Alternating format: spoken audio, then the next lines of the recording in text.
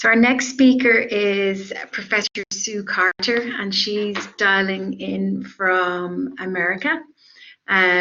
Sue is a professor, a distinguished research scientist at Indiana University in Bloomington, and she has wide and extensive expertise in the endocrinology of love and social bonds. Her title today is The Evolution of Love, Lactation and Oxytocin, and What Makes Us Human.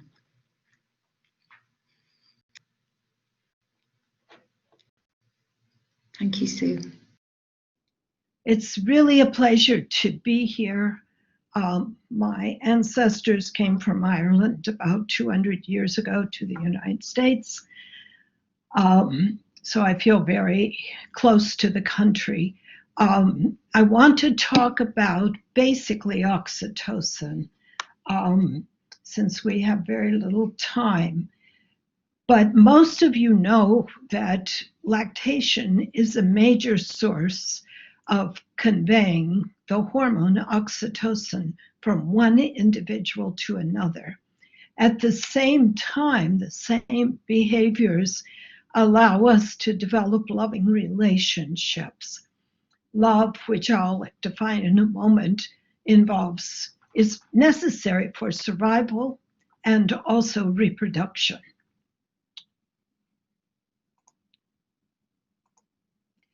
So the way I like to define love is as a complex of neurobiological processes that facilitate health, wellness, reproductive fitness, and biological optimality. And what science teaches us is that the biological and evolutionary prototype for love is actually the parent-child interaction and all of its features. At the same time, humans are wired to also have fear. We have to defend ourselves both by positive behaviors and negative behaviors. Both love and fear have survival benefits. Love can overcome fear, but exactly how that happens is only now becoming apparent, and oxytocin is part of the answer. So the evolutionary and biochemical prototype for love, of course, social bonds in mammals, and this is very much a mammalian hormone, is the mother-child interaction, including both birth, but especially lactation, which gives us a long-term interaction with our babies. So these secure bonds and attachments that are really, we now know, the basis of good mental health are formed early in life, and they depend very much on this hormone oxytocin. Fathers and mothers actually release oxytocin when they're with the baby, and it protects both of them from the stress of child rearing, but especially the mother. So oxytocin sits at the center of a whole complex of events. Reproduction, of course, but also, and social bonds, but also resilience and survival on both the part of the mother and the baby.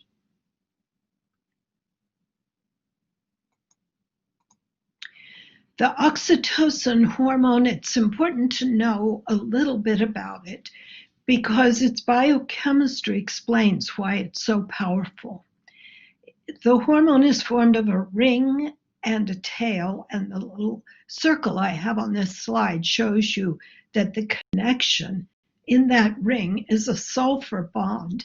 And I mention this because it's an extremely powerful bond that can both open and close, and accounts, I believe, for many of the benefits of oxytocin and indirectly lactation. So, of course, oxytocin was thought to be a female reproductive hormone, primarily acting on the uterus and the mammary gland, but that was only part of the story, very small part we're discovering. And we now know that oxytocin affects both males and females and affects both the body and the brain. Oxytocin is made mainly in the nervous system, in the hypothalamus, and that's important to how it works. It's released into the bloodstream at the posterior pituitary, so that's the classic story. But we also know that oxytocin is released within the nervous system, and it can affect social behavior. It regulates the autonomic nervous system, especially important right now, as the last speaker pointed out, the immune system. And that's what I'll talk about in a moment. And what it does is bring all of that together so that we can adapt, protect, and heal in the face of challenge and stress. So the evolutionary part of this story is very important to keep in mind. Our ancestors were reptiles.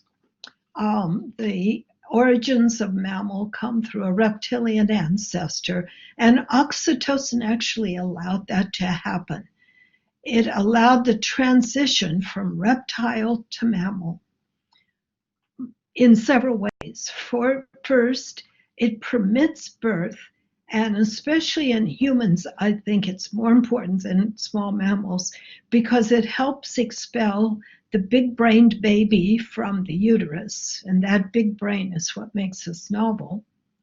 It facilitates postnatal, post-birth nutrition, and it supports the baby by creating a bond. Oxytocin also facilitates oxygenation of the brain.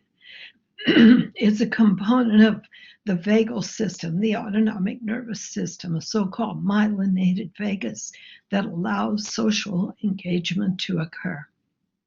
And oxytocin permits social cognition and human behavior. In fact, I will argue that we're here today because of oxytocin. We wouldn't have the complex cultures, societies, certainly not the electronics that allow us to be here today. So the problem that humans faced was when we went from our ancestral, we presume ancestral form, had walked on 4 legs, did not depend on upright mobility, and had a bigger pelvis. As we, if you pardon the expression, evolved, we developed special problems because we had a small pelvis that was rigid and fixed, allowed us to be mobile, but also made it difficult for this big cortex and skull to be extracted, taken out.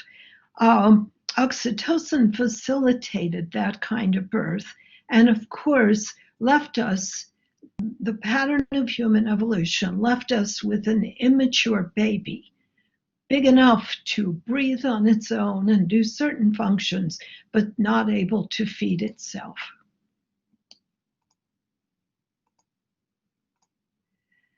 Okay, we got too fast there. So we have this, if you will, this is not a progression. We did not evolve from chimpanzees. But you can see the differences in the size of the cortex shown in this picture, as opposed to a reptilian, not ancestor, but again, example in the crocodile, which has a tiny little brain. So this nervous system that we were able to create allowed us to have love and attachment.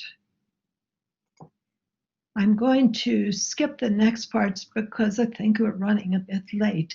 So what I will tell you only is that there is a second hormone in this story, and to really understand oxytocin, we need to understand vasopressin, which is an ancestral hormone that is much more primitive and serves the purpose of self-protection.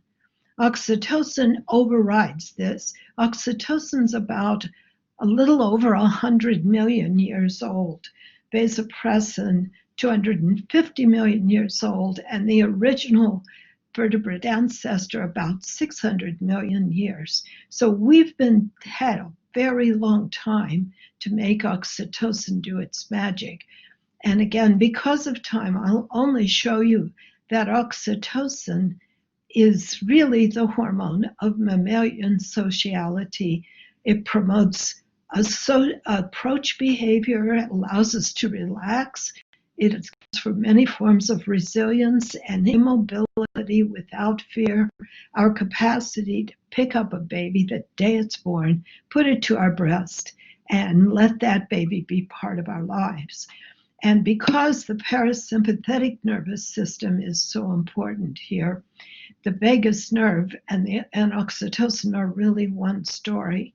So what I like to say is that oxytocin is a metaphor for safety, the ancestral hormone, much more a metaphor for active protective responses, but dangerous in many ways. So we have the capacity to form social bonds, to fall in love with our babies, to be calm and safe. And that's all promoted by keeping the source of oxytocin, in this case, lactation, going. Lactation is really a maternal insurance policy for both the mother and the baby. What's really important, this slide, which is extremely complex, makes one point. Oxytocin, as well as this companion hormone, are part of the autonomic nervous system. Oxytocin, in particular, regulates the vagus. And the vagus, in turn, regulates inflammation and healing.